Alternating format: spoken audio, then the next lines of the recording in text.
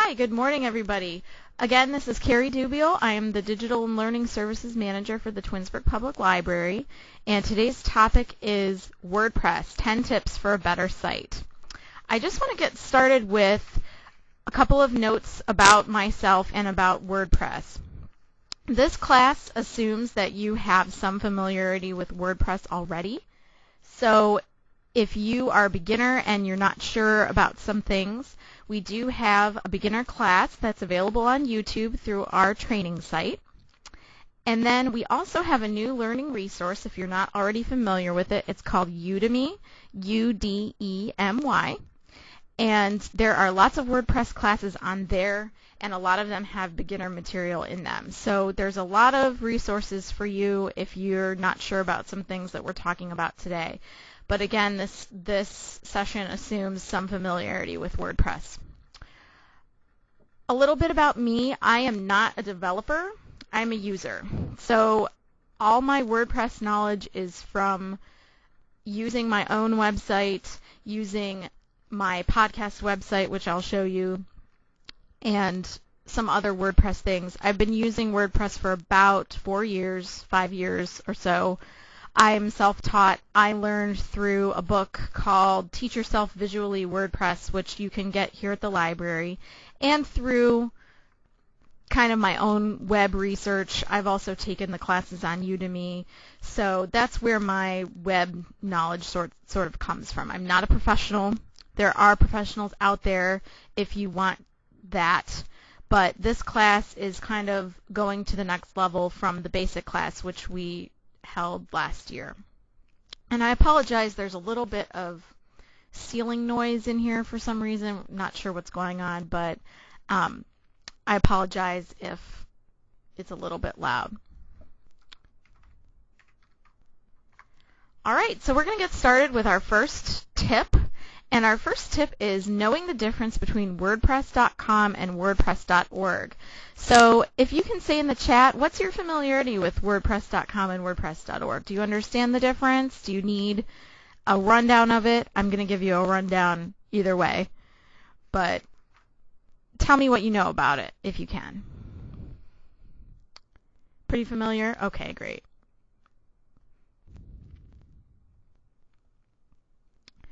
Not sure of the difference? Would like a rundown. Okay, great.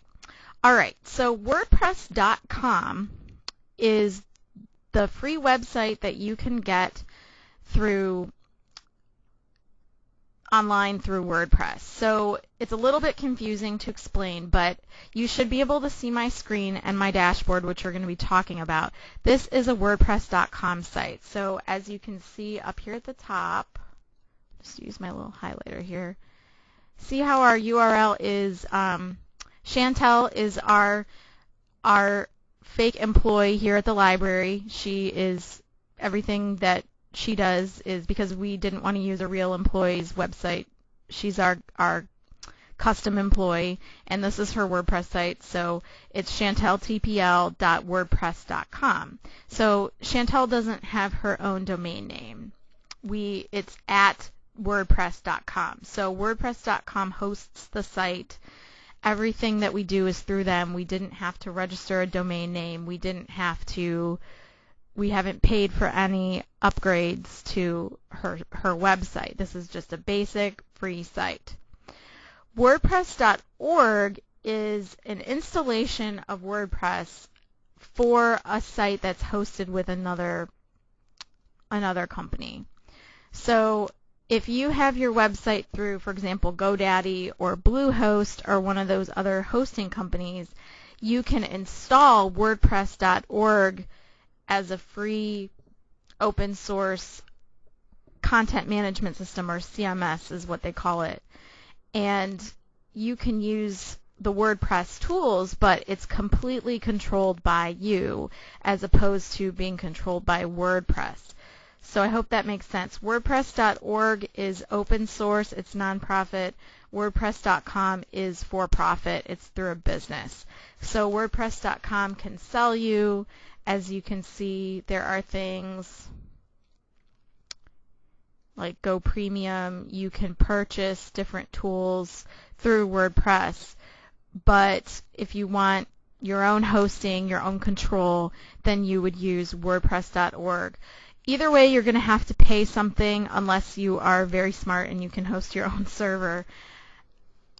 Generally, for example, my site is hosted through HostGator, and I pay $10 a month for it to be hosted. And I can also do multiple websites with that hosting. So if you're going to have multiple websites, that's also not a bad idea to have it through a hosted site. So throughout the course of the webinar, we're going to be covering the differences between the two. So it can get a little confusing, but this is the one thing I wanted to share as our number one tip, is that you should know the difference between the two, and it will help you along the way. Yes, it's $10 a month for HostGator. All the different ones, it's different no matter what plan you pick. It's just something for you to look into and decide what's right for you. We're going to be showing WordPress.com in this class just because that's what we have access to. I will show you some front-end websites that use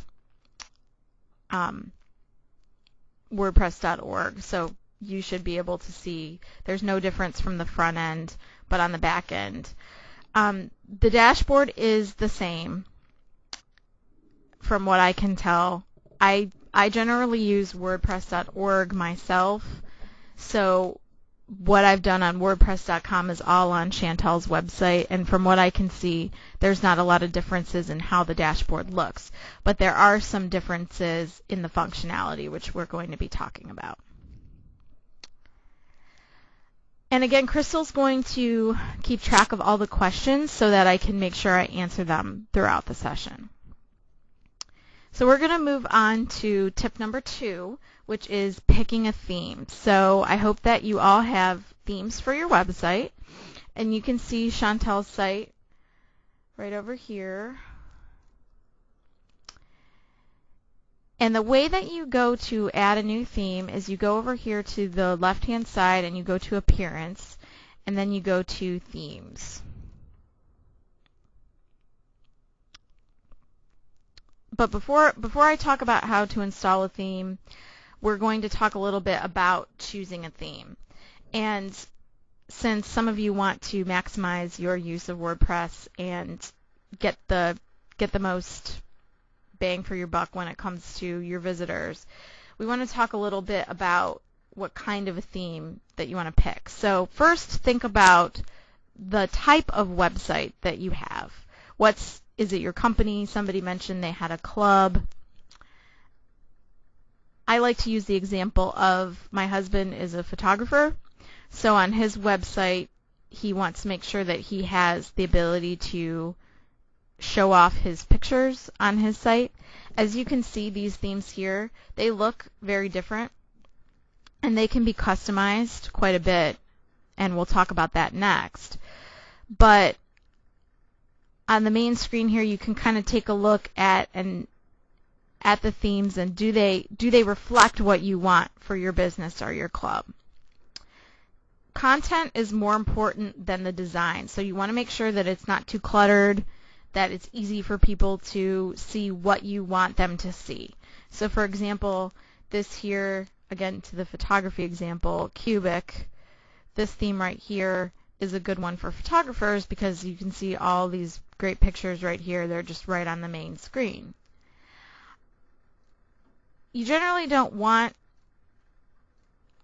a site that's too text heavy. I think that a lot of text kind of clutters it and people don't really read it, so you want to make sure that you find a theme that's balanced, that's simple, that's clean. And I'm going to show you how you can work with the themes so that you can test them out and customize them throughout the first part of the class here. There is a really good book that I'm going to type in the chat.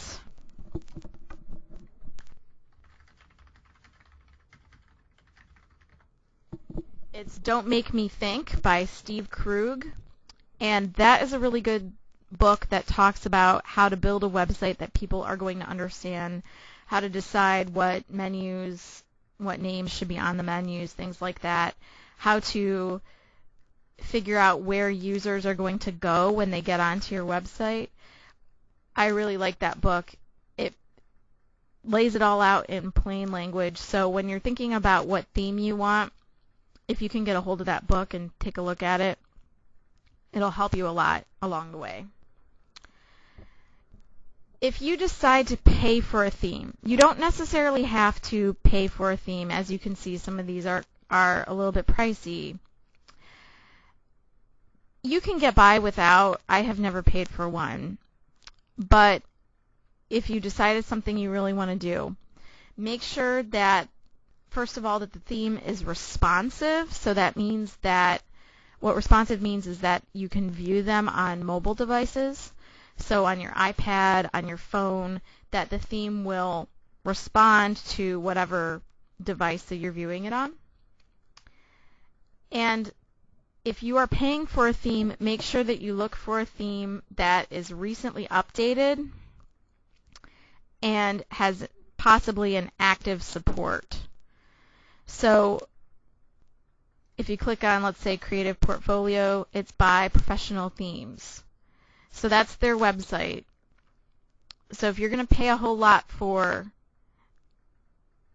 a theme, you want to take a look at the people who are doing it, the people who are making it, this company, Professional Themes. Make sure that they have a contact so that if anything, you have any questions about it, that you can contact them because you've paid for it. You also want to look for reviews from others, if you can find that.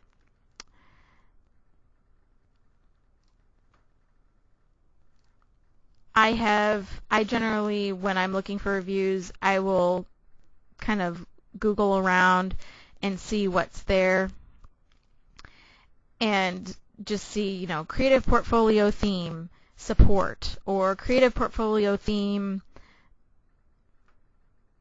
reviews, and then just see what people are saying about it, what people have used. WordPress has a lot of resources for that as well. We have a question: do free ones offer any support? Sometimes they do. It depends on who made them and why they're making them. I personally have not used support for my WordPress themes just because I've not needed them, but it depends on how deep you go into customizing the theme, which we're going to be talking about. If you really want to go deep into changing around code and things like that, and you need help if your theme breaks or something like that, that's when you really need your support. We're going to talk about pretty much the basics of customizing the theme. We're not going to be actually going into coding, but I do want you to know that it is possible to recode your themes if that's something you want to do. That would definitely be an advanced topic. We're going to mostly talk about how to do it within WordPress.com. So our next group of tips is about customizing. And we have 4 different tips under customizing your theme: the header image, the site title, menus, and colors. So we're going to start out doing that. If we go under Appearance and then we click on Customize, this is an update from the previous version. In the previous version, it was a lot harder to do this. WordPress has added this functionality. You can actually see down at the bottom, I talked about responsive design. If you click on tablet, you can see what it's going to look like on a tablet and then a phone. So I'm on my phone. This is what it's going to look like. I'm going to have to scroll down.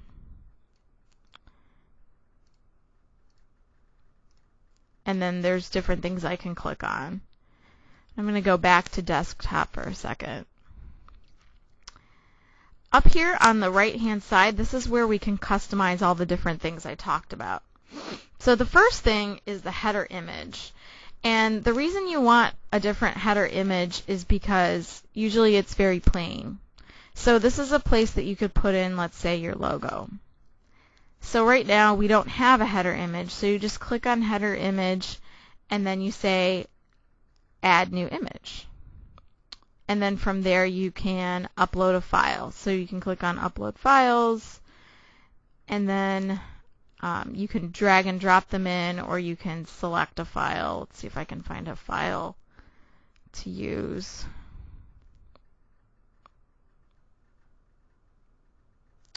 Let's just use Harry Potter.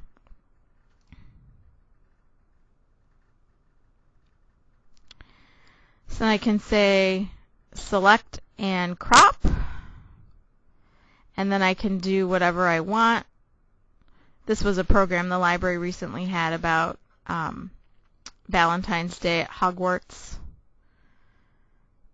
So I can choose the selection that I want for my image, and then, whoa, it's huge!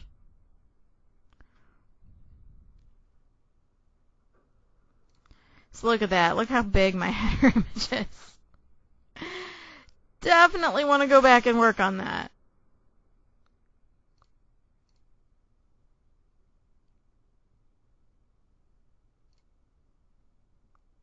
So I'm going to take that off. It actually says that my theme is recommending a header size of 1230 by 100 pixels. So that is a way that I could make sure that my images, so you can see my image is too big. So it's 403 by 405. So what did they say? They wanted 1230 by 100. So I can now go in and say add new image, click on the file that I uploaded, edit the image,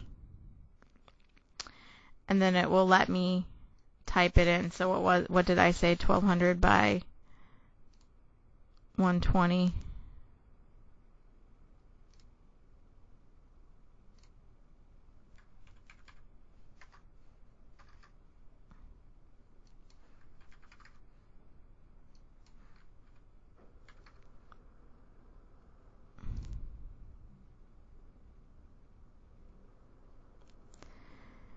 So then I can go back to my appearance, customize header, add new image, and then now my edited image is in there.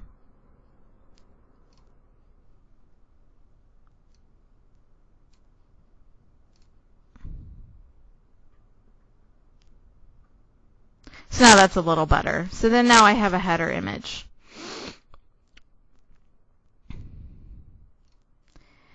Something about images with WordPress is that, and really with all websites, is that you want to make sure that you know about pixels and aspect ratios and things like that. That's something that I always tend to mess up because I forget that pictures have different sizes.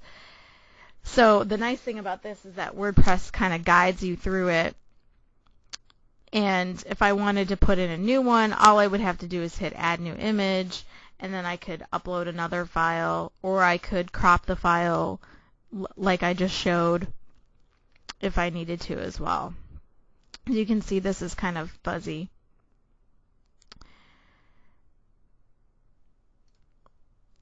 Okay, we're going to hit save. So anybody have any questions about header images?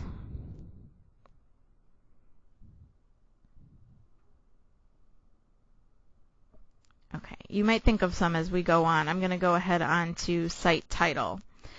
The reason you need to have a site title is because if you don't change it, your website's going to show up in search results with some sort of generic title. Like right now, when you first sign up for WordPress.com, the site title will just be defaulted to whatever your username is. So right now we don't want my site title to be Chantel TPL, so I can change it to something else. Right now she's got a tagline of Chantel's awesome website, so we can change that as well too.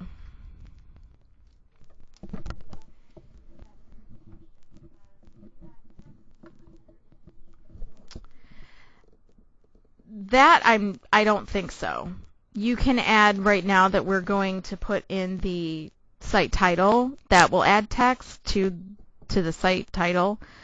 If you wanted to put text into the header image, I think you would have to use an image editing program such as Paint.net or GIMP or even Photoshop. I don't know how to use Photoshop, so I tend to use the free tools. But I might be wrong. I'm not sure.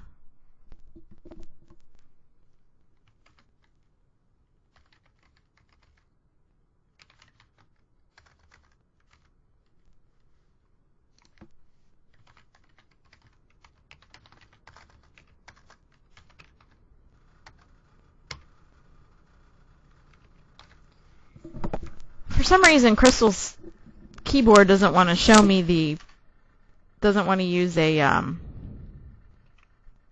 apostrophe. So I'm going to go ahead and hit save. And so I've just changed my site title for Chantel as well. I can unclick or display header text or not. And then there you can also put in a logo as well. We have a question. Would you recommend saving an image in the desired pixels before you apply it to the WordPress header image? Yes, I would. I didn't do that because I had forgotten that. That is something that I always forget. I was just updating the library's website yesterday, and I uploaded a gigantic file, and it just was taking all the space up, and I said, oh no, I forgot I have to resize the picture. So yes, please do that. I had completely forgotten that. All right, so back to the site title. So you can see that I'm unclicking and clicking on the header text, and you can see what happens when I do that. You can also see what happens if I decide to change the site title.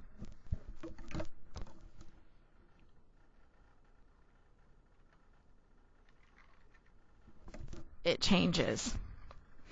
A logo in the site title considered media? I'm not sure. Let's see. Yeah, it looks like it does. It takes you to the media library, and then you can set it as your logo. So if I do that, it pops up at the top. And then I can remove it or change it.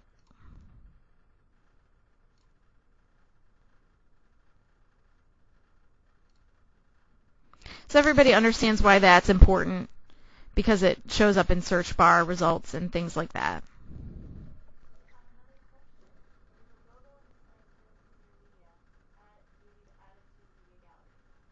Yes, I just covered that. It is considered media, and you can upload a logo from your media gallery. So if you have a picture that you already uploaded and you want to reuse, you can do that. All right, let's talk a little bit about menus. Now, menus are a little bit different because I'll talk about the next question here in a minute. I'm just going to cover menus really fast. Your theme depends on how many menus you have. So on this theme that we're currently using, my theme supports 3 menus. You can see that there's already one of them right here that we've already put in. And I've named it Stuff Goes Here. And I can change around what's on the primary menu, the secondary menu, and the footer menu. Your theme, as we've discussed earlier, your theme is really important because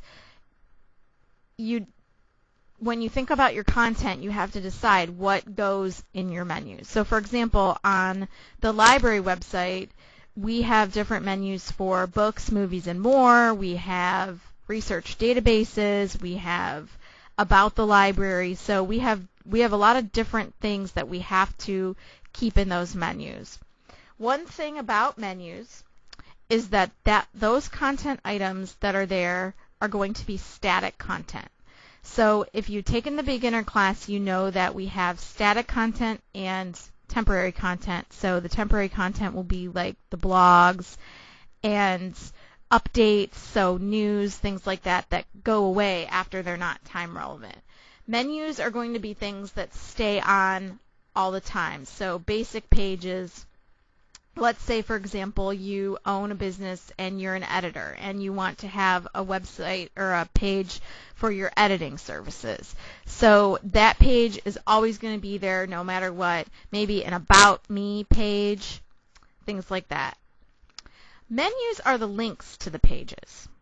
So you want to make sure that your users can find your pages, and that's why you need to have menus. So I'll show the library website really quick for an example.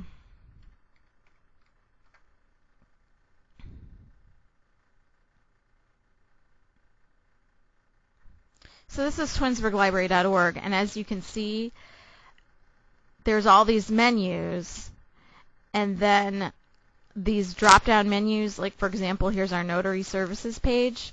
This is a page. So this never changes. This is always the content about our notary pages. But then if you go back to the home page, this is all content that's going to change. So when tax season is over, that story will be gone. So when you're thinking about your content, you want to put things on your menus. You want to organize them so that they make sense. So let's say again, it's my personal website, and I have my menu of, I have an About Me page, or I have a menu of things that I offer. So my editing services, my notary services, my passport services, whatever I do to help people goes in my menu. So in this theme, we have a primary menu, we have a secondary menu, and we have a footer menu. So if I set all those up and I hit save, you can see where they show up.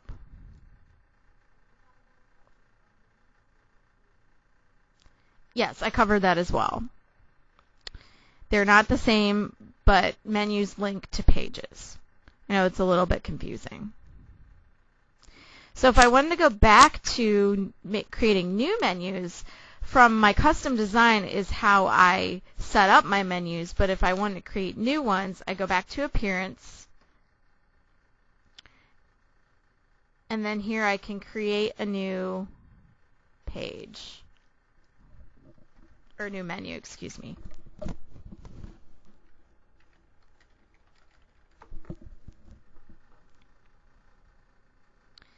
And I hit save.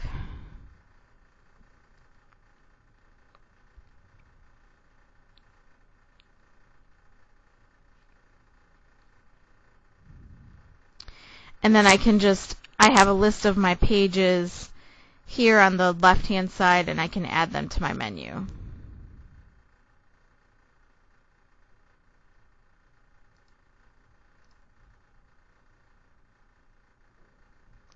So if you remember from the beginner class, you create content by using the left-hand column, by using posts, and by pages.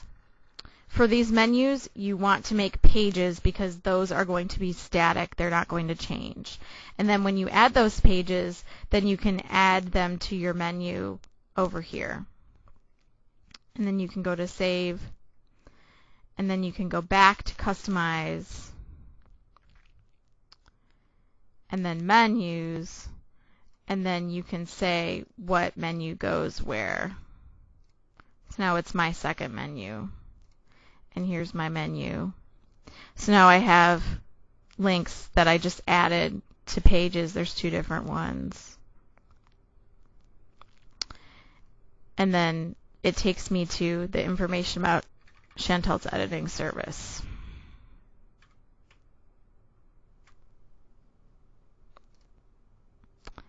I know that doesn't seem to make a whole lot of sense, but if you take a look at other websites and how their menus are organized, you'll start to understand the difference between the two types of content and how they're organized. Okay, and really quick now, the fun one. Customize the colors. So this is where you get to, you can change your background if you want. I don't know if I would recommend that just because it doesn't make your site very clean. But you can put a big picture in the background as your background. I'm not going to do that, but you can experiment with that if you want. We can change our color palette. You can match the header image. No, I don't want to do that. You have to pay for it. So I can pick. So I'm going to make it, I'll make it red for Valentine's Day and just hit save. So then you can just change the colors around. And again, that's going to change depending on the theme that you have, because different themes have different options. So if you want to play around with different themes, installing them, and working with the different options, you can do that.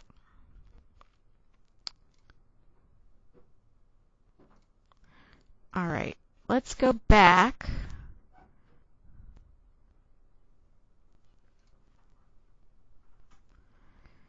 We're going to go back to our theme.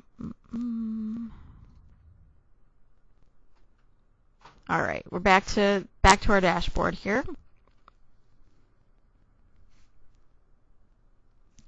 And there are other things that you can do with Customize that we're not going to talk about today just because we don't have enough time, but definitely go through and experiment with the different things you can do, experiment with adding different themes to your website and seeing how the menus change.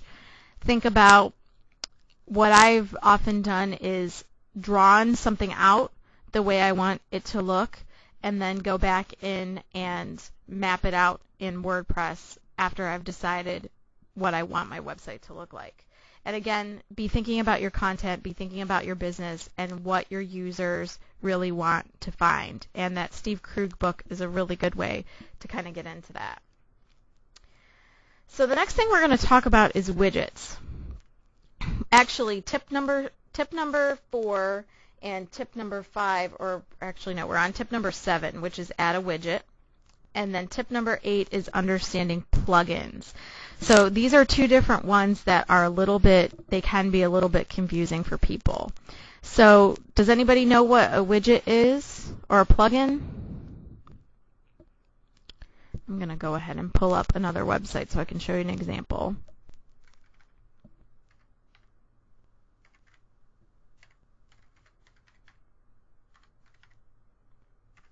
Like the Pinterest button. Yes, a Pinterest button can be a widget or it can be a plugin. It is a way to add content to your website. Widget is helpful for the user. Yeah, I would think so. You definitely want your widget to be relevant. Widgets can do a lot of different things, and widgets can clutter up your site, so you want to make sure that your widgets are useful. Widgets and plugins are often confused, and I think I sometimes confuse them as well. So that's why I wanted to make sure we made this clear. A widget is, again, something, it is useful to the user, it should be.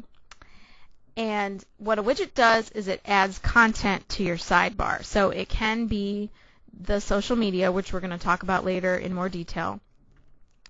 It can be, for example, this is my ABC Book Review podcast website, and on the right-hand side we do have a widget that lets you subscribe to our podcast via iTunes.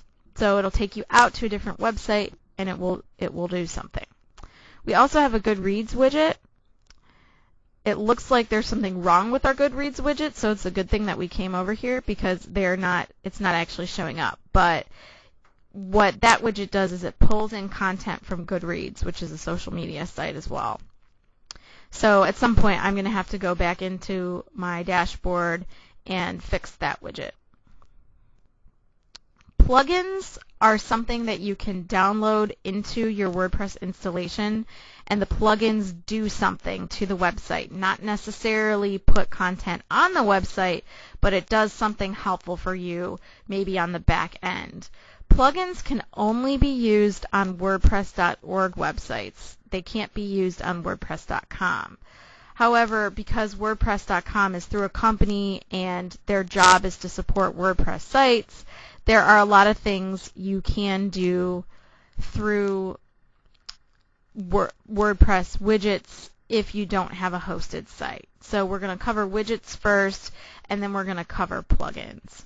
And then at the end, we're going to be covering a few very particular widgets and plugins through social media and spamming. So that'll be kind of the rest of our content here today. Can you create the content for the Goodreads widget? Yes. It pulls in content from your Goodreads account. And there is something wrong with mine. You would normally see the things that I've recently read here on our bookshelves. But for some reason that's not working. So I'm going to have to go in and troubleshoot that. That is something that you want to make sure you stay on top of, both your widgets and your plugins. Widgets and plugins, if they're not updated a lot, they can start to break. So you want to make sure that your WordPress is up to date with everything. So I'm going to go back to Chantel's website, and I'm going to click on, where is it? Appearance, and then widgets. And this is how you can add different widgets to your site.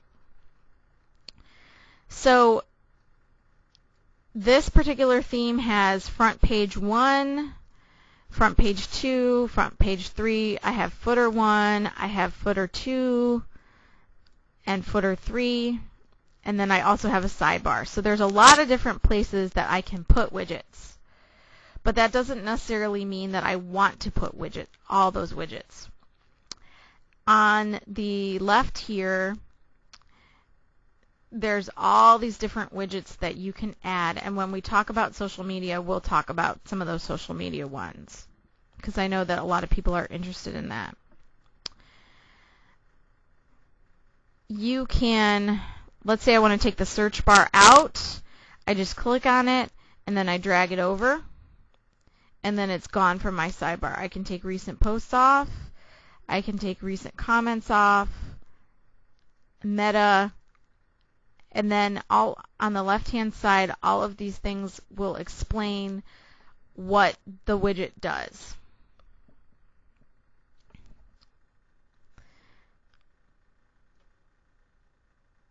So now that I've done that, I can go back to my site.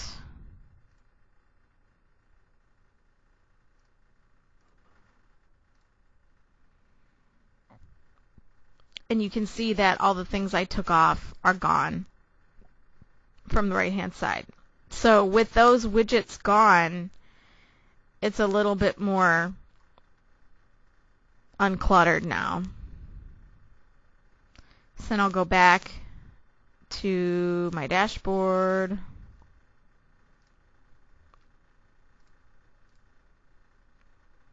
You can always go back to your dashboard by looking for the WP admin. This is not one of the 10 tips, but one tip that I like is that you can always get to your admin site by typing in your URL address, and then I can't think of what that thing is called, / and then WP-admin. So that will always get you back to your dashboard if you get stuck. So that was quickly on widgets. We're going to go back to that again when we go back to social media. Quickly, I want to go over plugins. I can't show them to you because we're not using a WordPress.org, but Crystal typed in the website where you can go to see what plugins are there.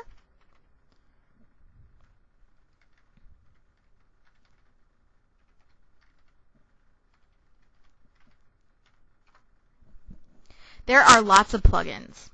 So people actually write plugins, they code them, and then they upload them to WordPress.org. To make things even more confusing, sometimes plugins will include widgets. So it will incorporate a widget into your site through a plugin. You may not even need plugins, but if you find, for example, there's a library nearby here that decided they have a WordPress site and they decided they wanted an event management system. And they didn't have any way of doing that with their existing WordPress site. So they hired somebody to create code for a plugin. So somebody coded an extension of WordPress that they then downloaded onto their site. And now they have an events management system that's entirely theirs that they can do whatever they want with, they can customize with. And they've also shared it with other libraries. So if other libraries wanted to do that, they could do that as well.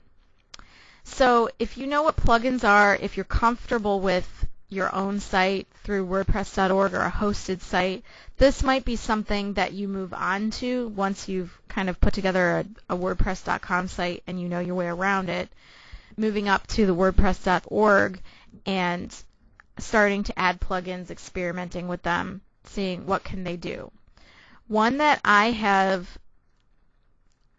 seen that is very popular is Jetpack. And what Jetpack does, you can click on it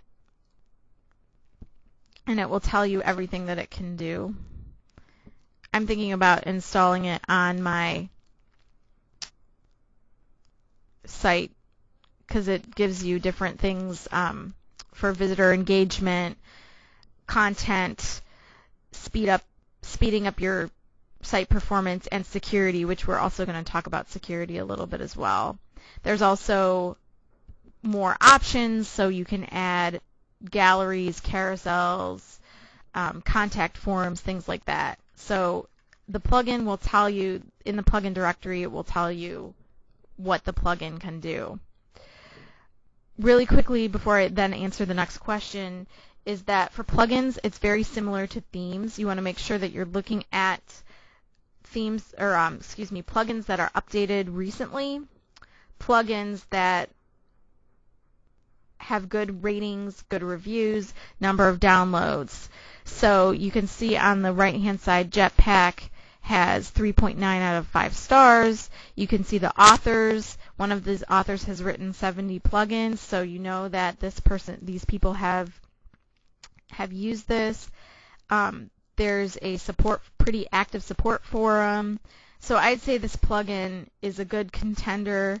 It's not perfect, but it's got some good reviews and it's used quite a bit. It's been downloaded 14 million times, so that's probably a good sign.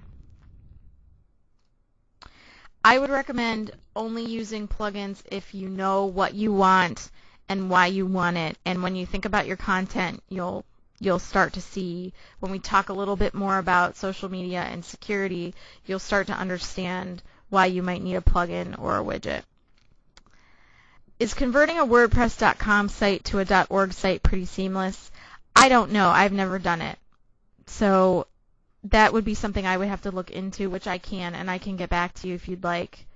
I'll provide my email at the end of the program so that you can contact me if you'd like to. If anybody has done it, please feel free to share. I started with a .org site, so for me, I learned completely through .org. I had to actually learn .com when we started teaching these webinars, so that's why sometimes I'm like, oh, when I find things that I'm not sure of the difference. Okay, so really quickly, since we are starting to run out of time, I want to quickly cover security and social media. So we could probably teach an entire program on adding social media to your WordPress site. And security, too, is also very important. So if you have WordPress.com, you already have comment moderation. So if you click on comments, you can see here that you have pending comments, you have approved comments, you have spam comments, and trash comments. So Crystal, could you quickly go on to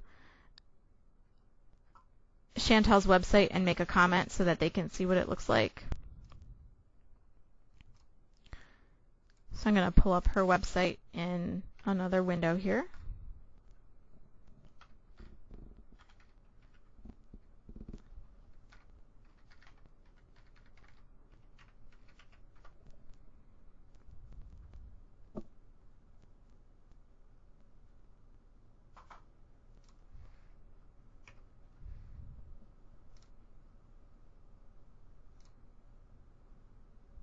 Trying to refresh the page here so that we can get a comment going. If you have a WordPress.org installation, there is a plugin called Akismet. I will type it in here. That you should download. There's also some other plugins. There's one called Stop Spam Comments. There's the Jetpack that we mentioned. That's a plugin. Those ones are really good for catching spam if you have your own hosted site. WordPress.com, from what I understand, catches it pretty well. I'm not sure what's going on with the audio, but I believe somebody has lost audio. And for some reason, I'm having a hard time loading the site. I'm wondering if we might be having some internet issues here. Let's see the comments if we can see them.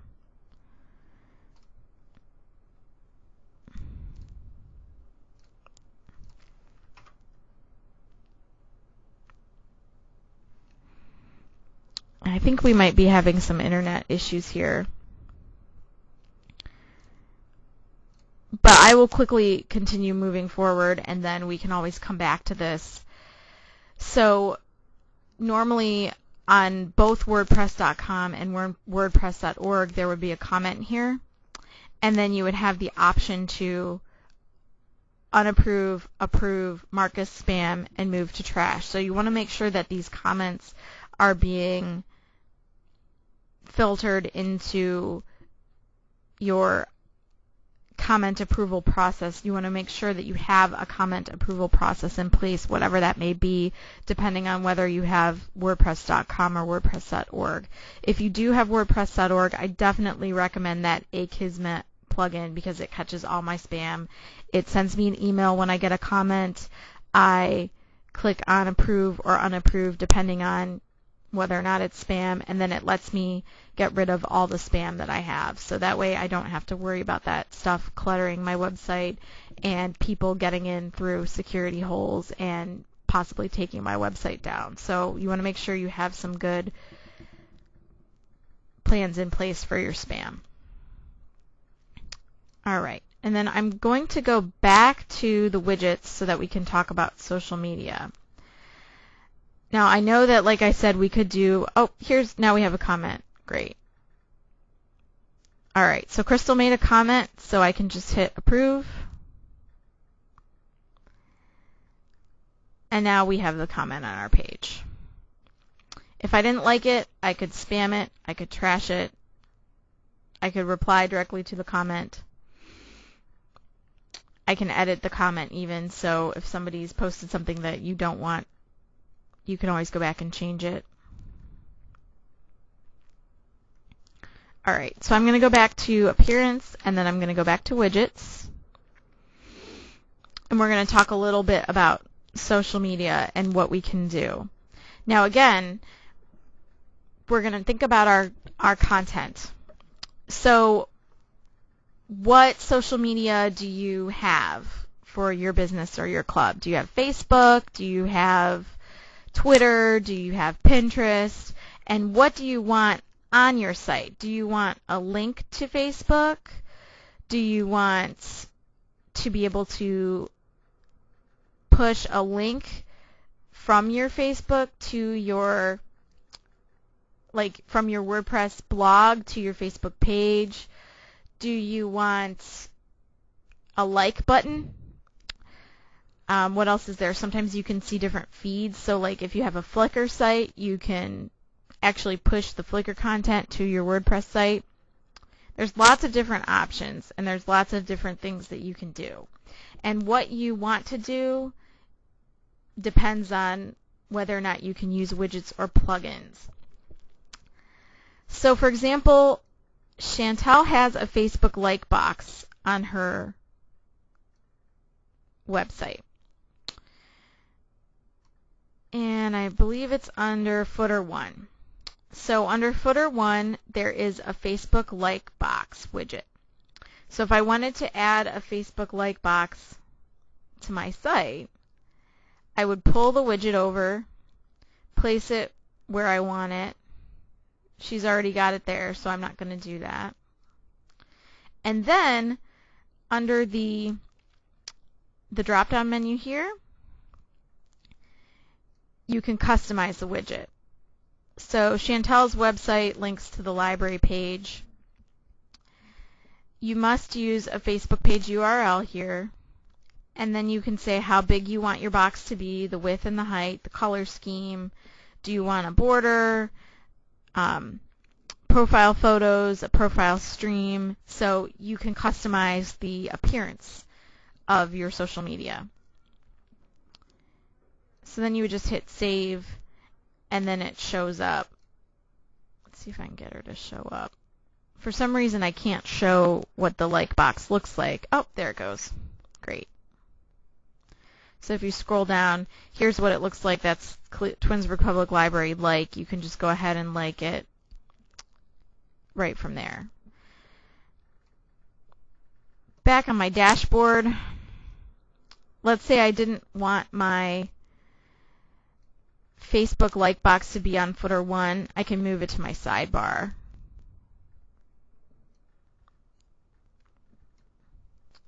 Okay, we have a question. I don't know how to have my Facebook blog page automatically feature my blog post without having to connect my personal page. I would like to keep my Facebook page separate from my personal page. That's a really tough one because Facebook wants you to connect. Like if you have your own business, they want you to connect your personal page to it. You might have to set up a separate personal page. I actually have one, for example, for my library. I have one under my library email and one under my personal email. And then if I want to connect my blog, let's say if I wanted to connect something professionally, I would connect it to my quote-unquote personal page, which is a business page, if that makes sense. But you can do that in WordPress. You might have to download a plugin for it, because if it's not in the widgets that are available, then you would have to download something for it. And I believe that one of the Udemy classes shows how to do that. I can, since we're running low on time, I'm going to quickly pull up the Udemy classes and just give you a quick tour of that so that you can see how that works. So if you sign up, you'll get a link to our Udemy site.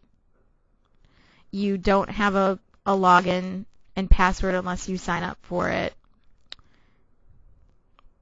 I believe we're logged in under my name.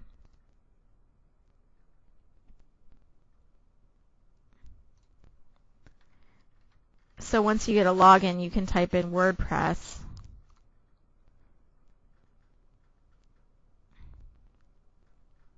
Gosh, I don't know what's going on with our computers today. It seems like everything wants to take forever to load.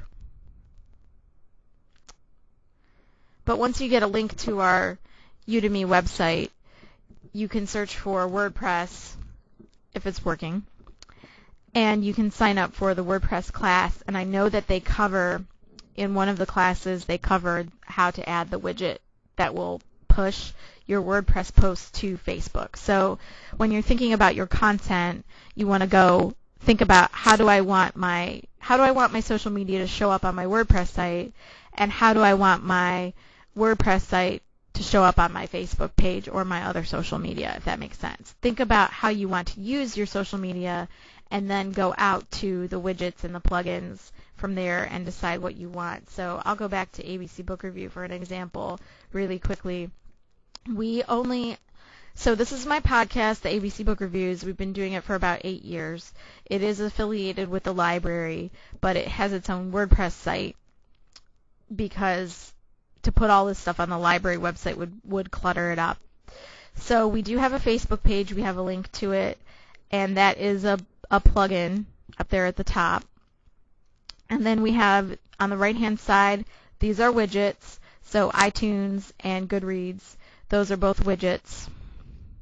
We have a recent comments widget, and that is pretty much about it. We also have one other plugin that allows us to download content. So when we record a podcast, it's actually a special plugin just for podcasting. We record the podcast and we paste the link into the podcast section. That's a plugin, and then it automatically generates a podcast that you can then listen to directly from the site.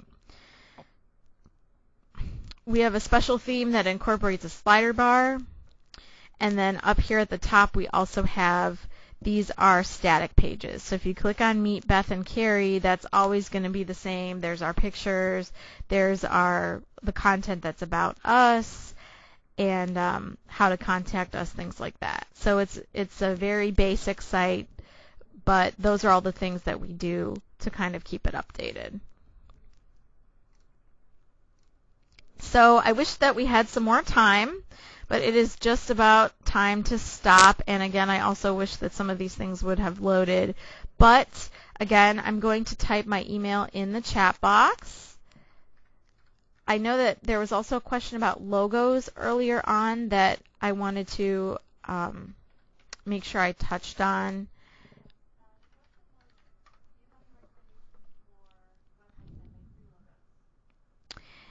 And that I'm not really sure about, Crystal. I don't know if you know any yourself. I do know of people who have had logos designed for them. And there are a lot of people, especially through the Twinsburg Chamber of Commerce, that will do freelance logo design for you. I know people who are self-taught who have used different programs like GIMP or Paint.net.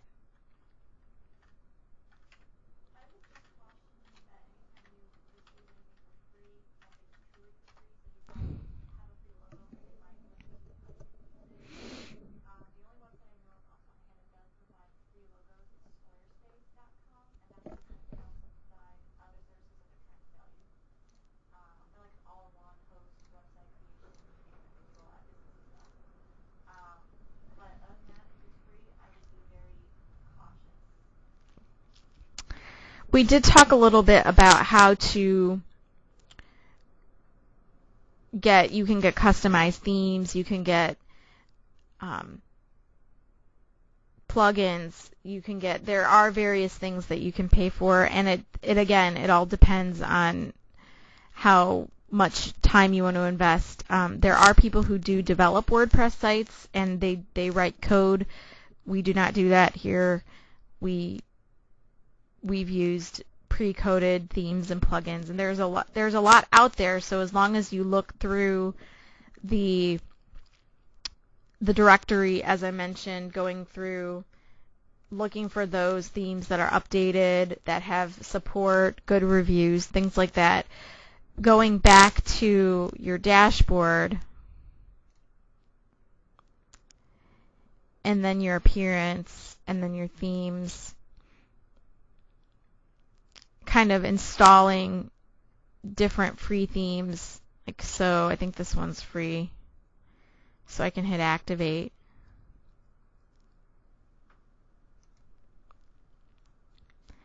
And then just seeing what it does to your site. So once it's been activated, you can see what it looks like. So this is the same site, all the same content, but all we did was change the theme, and now it looks different.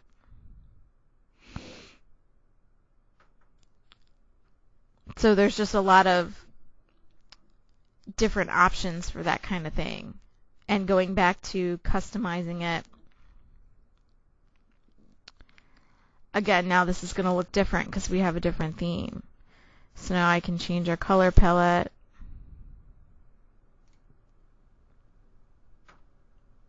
Things like that. So I think we're about done. But again, I provided my email address if you have any other questions. I know it was a lot of material and it's a lot to do in an hour. We could definitely teach an all-day class on WordPress. And there's probably people who could do even more than what I can do, but this is, just to get you kind of started on your path of developing your site even more. So thank you all for being here. I'm glad to see some comments in the chat that it was informative, so I appreciate that. I'm going to go ahead and stop the recording.